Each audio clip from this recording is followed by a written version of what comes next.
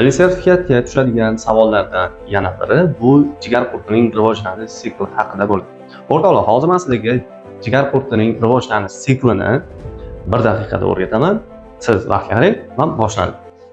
Voyaga yetgan jigar qurti jigarda parazitlik qiladi, jigarning aynan o't yo'llarida o't suyuqligi va qon bilan oziqlanadi. U o't yo'llariga tuxumini qo'yadi, tuxumlar o't yo'llari orqali ichakka tushadi, ichakdan tashqi muhitga chiqadi.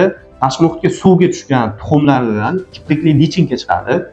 Kiprikli lichinka suv shillig'i tanasiga kiradi va suv shillig'i tanasiga dumli lichinkaga aylanadi, suvga chiqadi. Keyin dumli lichinka suvda dumini tashlaydi-da, sistaga aylanadi. Sistali suvni ichgan sutemizuvchilar ichagiga sista tushadi.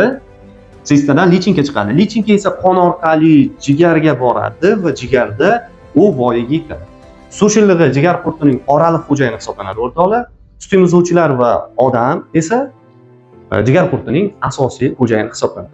Yana bir narsani o'rgataman. Parazit chuvachanglarning asosiy oraliq xo'jayini qanday ajratamiz desanglar, asosiy xo'jayinning ichida parazit chuvachanglar jinsiy usulda ko'payadi, o'rtoqlar. Yoki voyaga yetgan davri asosiy xo'jayinda kechadi deb hisob qilsa ham bo'ladi. Aytgan ma'lumotim foydali bo'lgan bo'lsa, kanalimga obuna bo'lib qo'ying, kuzatishda davom eting.